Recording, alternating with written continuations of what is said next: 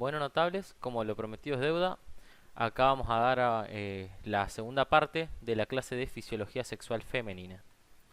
Bueno, en la clase anterior hablamos un poco sobre el ciclo ovárico, así que ahora nos toca hablar un poco del ciclo endometrial.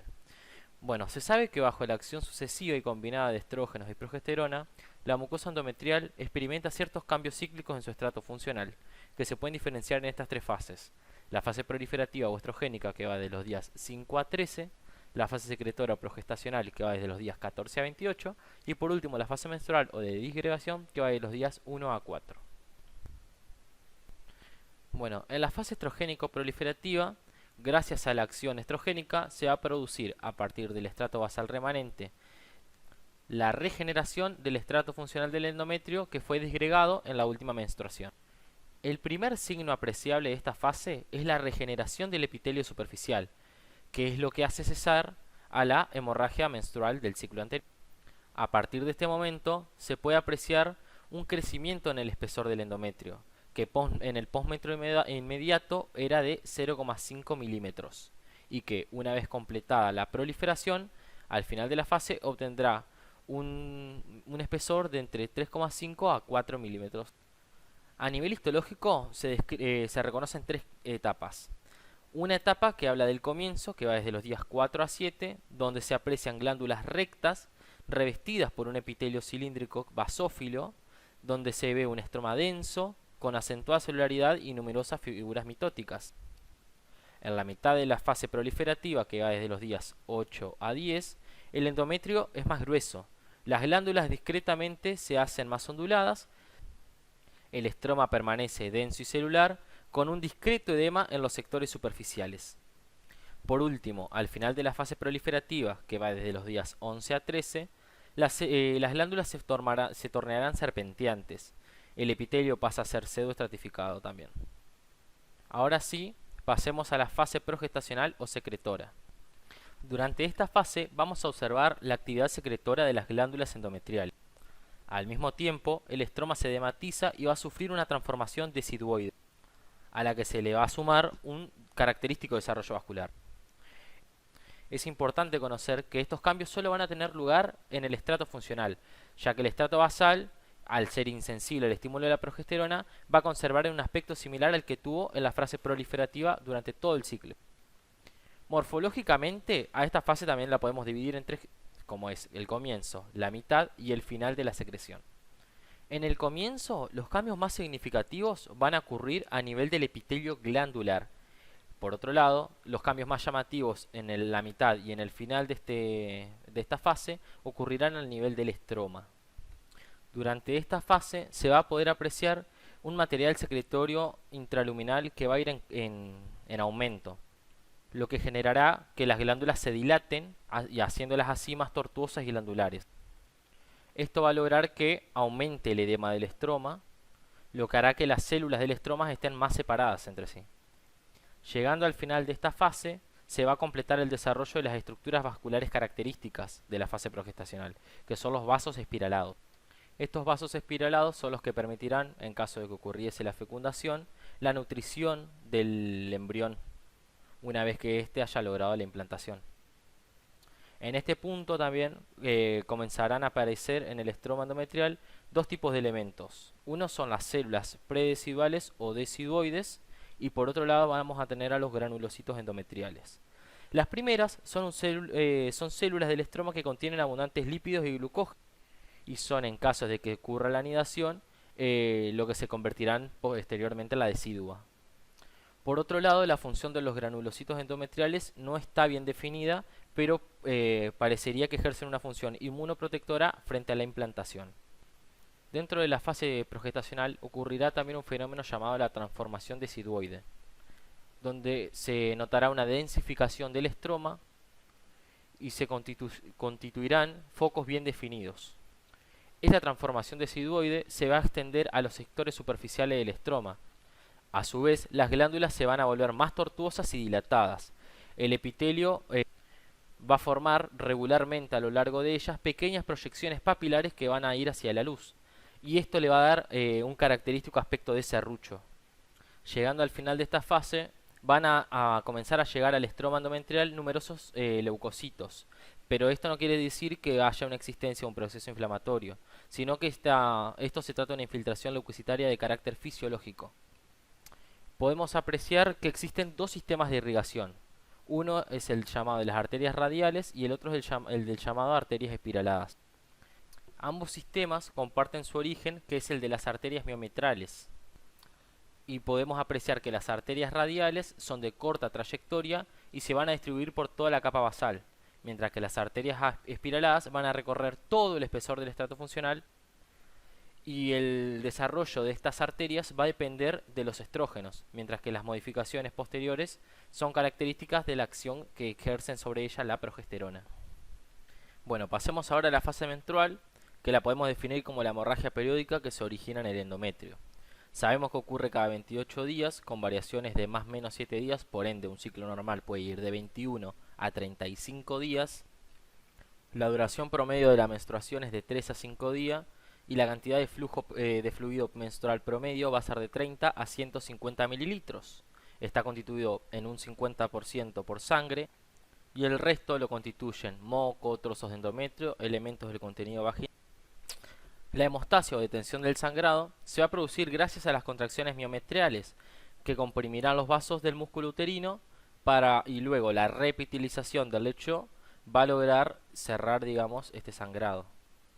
Muchas mujeres en este momento suelen presentar signos y síntomas locales y generales muy variados, como pueden ser las cefaleas, las palpitaciones, las lumbalgias o las molestias pelvianas, el vértigo, el nerviosismo, el malestar general.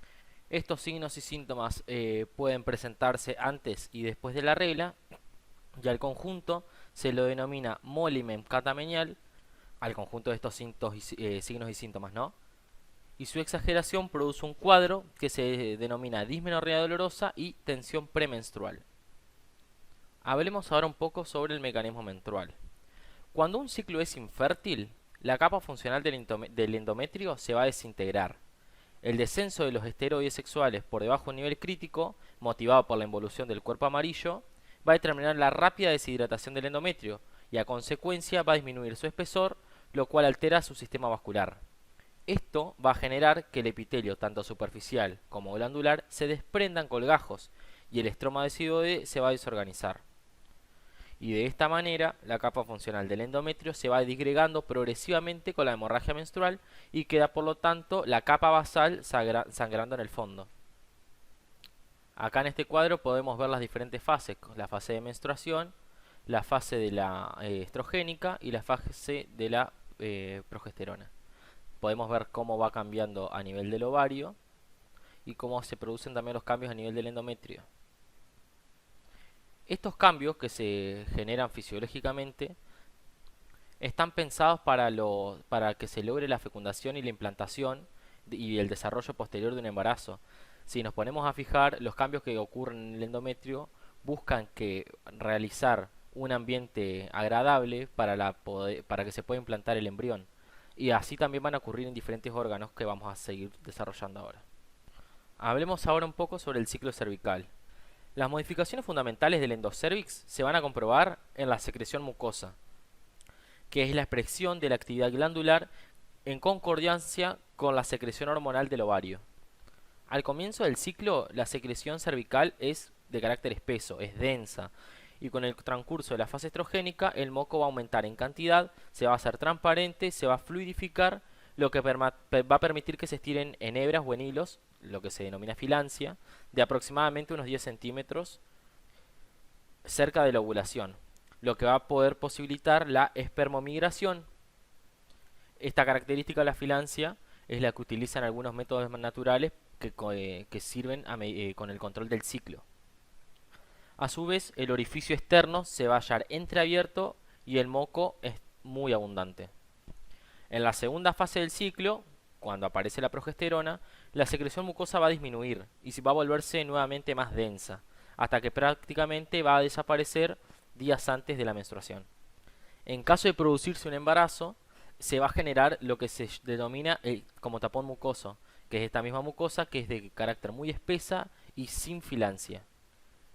Otro fenómeno característico sobre sobre esta secreción es la cristalización del moco, que va a dar un aspecto en forma de hojas de helecho, que se pueden observar si se dejan frescos sobre un portaobjetos observándolo a través del microscopio. Esta cristalización no ocurre durante los días menstruales y se comienza a observar de forma poco acentuada al principio, donde después sí va a llegar al máximo entre los días 2 y 16 de un ciclo normal. Si volvemos una filmina para atrás, vemos que entre los días 12 a 16 se produce la ovulación, donde son los días más fértiles de la mujer. Por ende, también sirven como un control del ciclo para algunos métodos anticonceptivos de carácter natural. La fluidez del moco que se logra bajo los efectos estrogénicos va a favorecer el contacto de los espermatozoides, logrando así como dijimos anteriormente, la espermomigración. Por lo cual, si vemos anteriormente, podemos observar cómo durante la fase estrogénica se prepara todo el cuerpo para una posible fecundación, implantación y posterior desarrollo de un embarazo. En cambio, las progesterona o los gestágenos van a realizar los fenómenos totalmente opuestos. Van a disminuir la fluidez del moco, lo van a hacer más toco, más denso, y durante este momento no es un lugar idóneo para que se logre la fecundación.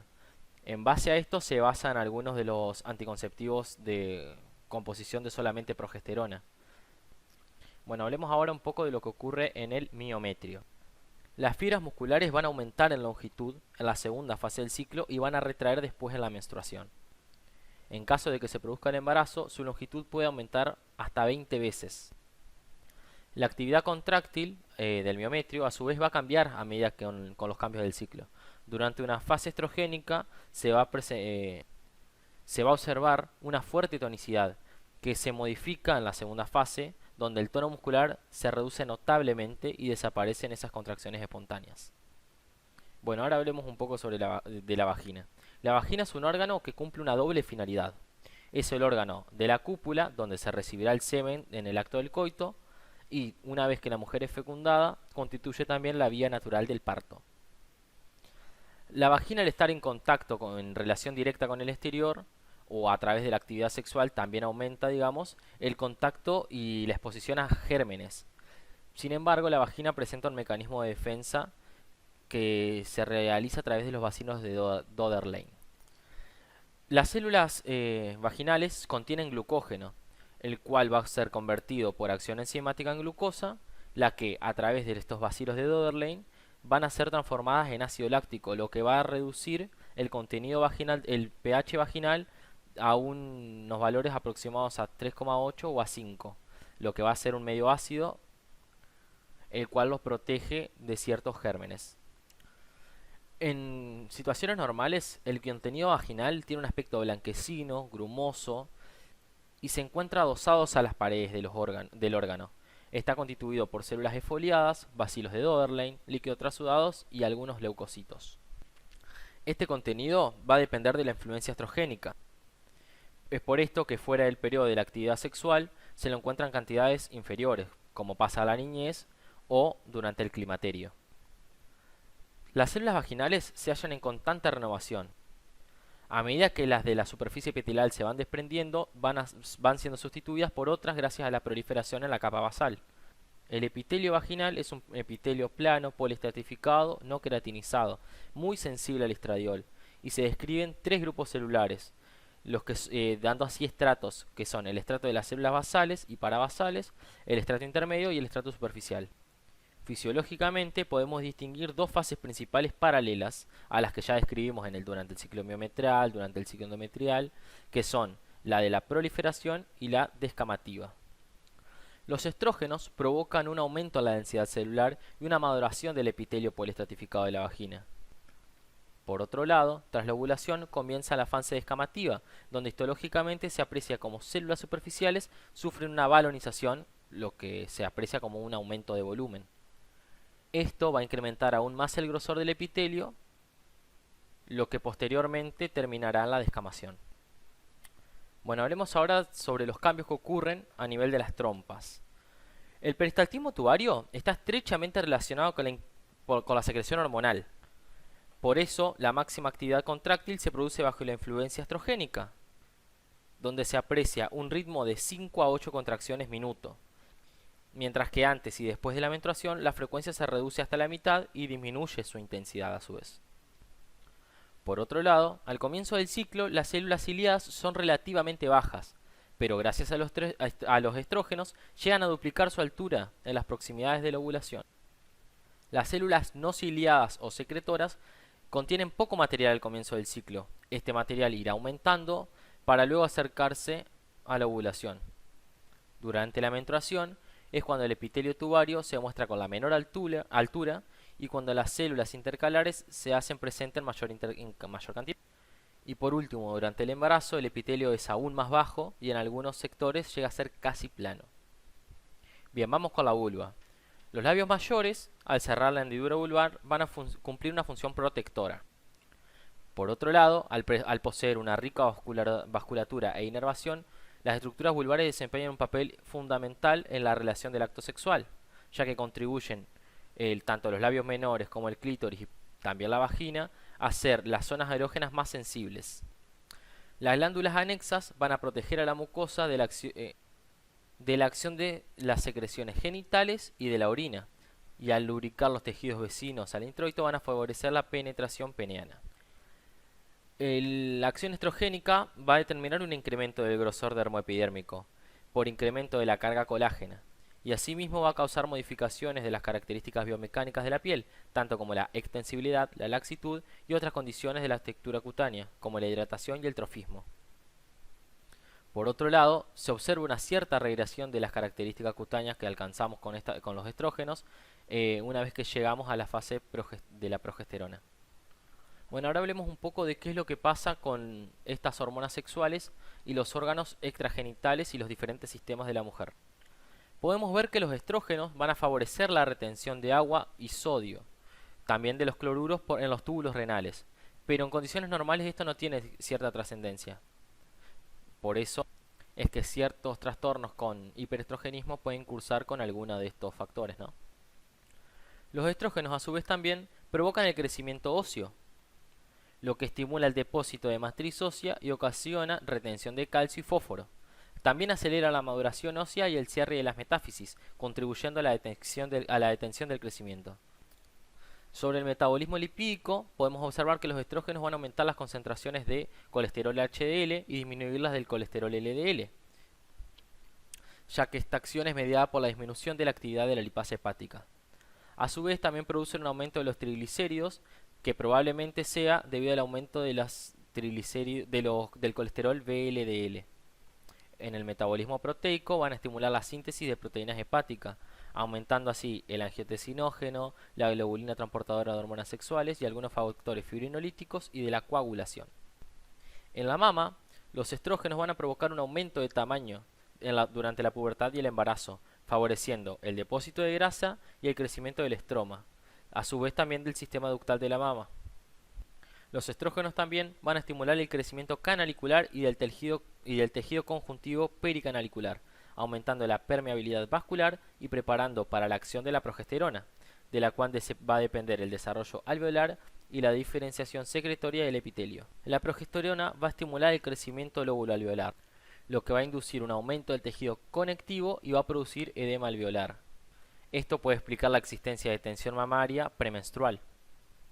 Por último, la progesterona también va a preparar al lobulillo mamario para la lactancia, favoreciendo así el crecimiento de los lobulillos y los acinos mamarios.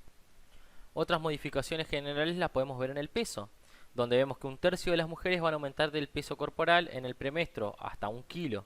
Probablemente pueda ser a causa de la retención de sodio y agua. La temperatura es otro factor que se altera. En la primera fase la temperatura basal va a ser baja y va a subir en un pico agudo en la mitad del ciclo, que va a ser de un cambio de 0,5 centígrados. Este es otro factor que también ayuda para la determinación del control del ciclo, para algunos también mecanismos naturales de anticoncepción. En la piel se puede observar que una semana antes de la regla se ve un poco más oscura, y con frecuencia también se observa un aumento de la actividad de las glándulas sebáceas. A su vez, numerosas dermatosis son exacerbadas en el premenstruo. En el aparato respiratorio podemos observar valores menores de la tensión alveolar de dióxido de carbono en el premenstruo. Por otro lado, en el aparato circulatorio podemos observar que durante la segunda fase del ciclo se produce un ligero aumento del pulso. En la sangre se observan varias modificaciones. En primer lugar, el número de leucocitos es más bajo a la mitad del ciclo. Los eosinófilos van a disminuir a la tercera parte de los días anteriores y luego aumentarán. Las plaquetas disminuyen durante la menstruación en un aproximado de 200.000 milímetros cúbicos y van a aumentar al promediar el ciclo. Sobre el aparato gastrointestinal podemos observar que la evacuación gástrica es más rápida al promediar el ciclo y luego irá decreciendo. También se puede observar que la defecación es más frecuente en los 2 primeros días menstruales. Sobre la excreción renal podemos ver que la mayor densidad de orina se va a registrar en el día 11 del ciclo, descendiendo 1 a 2 días después de la ovulación. El volumen urinario va a presentar 4 picos, el primero y el último día de la menstruación, el día antes del ascenso térmico y otro pico 3 días después de este ascenso térmico. Podemos detectar también alteraciones sensoriales, como la sensibilidad olfativa, que va a disminuir durante la menstruación y aumentar en la fase folicular. En el gusto podemos ver que se haya aumentado en la mayoría de las mujeres durante los días menstruales. Por último, vamos a observar la correlación que hay entre síntomas de los diversos procesos patológicos y el ciclo sexual. Es frecuente observar el agravamiento de los estados asmáticos, de las lesiones herpéticas, aumento del título de alergógenos en mujeres que padecen alergia, episodios de edema angioneurótico, urticaria, rinitis, congestión nasal, ronquera, estomatitis ulcerativa y por último la migraña. Algunas mujeres diabéticas requieren mayor cantidad de insulina durante la menstruación. En vísperas menstruales se suele intensificar la incontinencia urinaria al esfuerzo y también exacerbarse procesos como úlcera péptica, al igual que la epilepsia, probablemente por la disminución de la progesterona. Por último, como dato, en el premenstro se contraen con más frecuencias escarlatina, hepatitis, poliomielitis, pancreatitis, neumonía. Y otro dato también es que es rara la apendicitis durante la menstruación. Y bueno, como último tema de este video vamos a hablar sobre la gametogénesis. La gametogénesis puede describirse como la evolución que sufren las células germinales con el fin de prepararse para la fecundación. Las células germinales primordiales aparecen en la pared del saco vitelino en la tercera semana y van a migrar hacia la gónada indiferenciada, a la cual llegarán al final de la quinta semana. La cresta germinal va a constituir posteriormente la gónada primitiva. Una vez que las células germinales llegan a la gónada, van a recibir el nombre de ovogonios en caso de poseer una carga genética XX o de espermatogonios en caso de poseer una carga genética XY. El testículo va a terminar formándose a las 8 semanas y el ovario va a terminar su formación a las 10 semanas. Bueno, vamos a hablar ahora de la ovogénesis. Una vez que las células germinales primordiales alcanzan la gónada genéticamente femenina, o sea, carga genética XX, se van a diferenciar en ovogonios. Estos ovogonios van a sufrir un gran número de divisiones mitóticas y hacia el final del tercer mes se organizarán en grupos. La mayoría de estos ovogonios van a continuar dividiéndose por mitosis, pero algunos de estos se van a diferenciar en ovocitos primarios, que poseen mayor tamaño. Una vez formados van a replicar su ADN y entrarán en profase de la primera división meiótica. Todos los ovocitos primarios que han entrado en la primera división meiótica quedarán situados en la profase, detenidos. Y la mayoría de estos van a estar rodeados individualmente por una capa de células epiteliales planas. El ovocito primario con las células epiteliales planas que lo rodearán se denominan como folículo primordial. Este proceso va a quedar estancado aquí durante varios años hasta que se completará la primera división meiótica Este proceso va a quedar estancado durante varios años hasta que se reanudará en la pubertad durante la primera maduración folicular, donde se completará la primera división meiótica y se expulsará el primer corpúsculo polar. A partir de aquí va a iniciar la segunda división y se va a detener en metafase 2 y se elimina el segundo corpúsculo polar. Para que la segunda división meiótica culmine es necesario la penetración del espermatozoide. Bueno, ahora hablemos brevemente sobre la espermatogénesis. En el varón, las células primordiales van a permanecer inactivas hasta la pubertad y solo entonces se comenzarán a diferenciar en espermatogonios. Estas células madres van a dar origen a los espermatocitos primarios, los cuales a través de dos divisiones meióticas sucesivas van a producir 4 espermátides. Estas espermátides van a pasar por una serie de cambios que va a ser la espermiogénesis, que van a incluir la formación del acrosoma, la condensación del núcleo, la formación del cuello, de la pieza intermedia y de la cola, y por último la eliminación de la mayor parte del citoplasma. Y bueno, para concluir, vamos a ver las diferencias entre la espermatogénesis y la ovogénesis. En primer lugar, no hay un número fijo de espermatogonios, sino que se van a producir a lo largo del tiempo. En cambio, los ovogonios no solo no se multiplican, sino que irán reduciendo en su número. Por otro lado, la multiplicación de los espermatocitos es constante, a diferencia de lo que ocurre con los ovocitos, de los cuales solo llegan al estadio del segundo orden unos 480, o sea, unos 12 por año, lo que corresponden a cada ciclo. Y por último, en el sexo masculino, la división meiótica no inicia hasta el periodo prepuberal, y en el cambio el femenino se inicia durante la vida embrionaria. Y bueno, notables, esto es todo lo que refiere a fisiología sexual femenina. Espero que les haya servido y cualquier duda lo pueden preguntar en los comentarios y sobre cualquier clase que les gustaría que hiciéramos. También pueden irlas dejando en los comentarios, así también tenemos diferentes clases para dar y es una motivación más. Así que nos despedimos.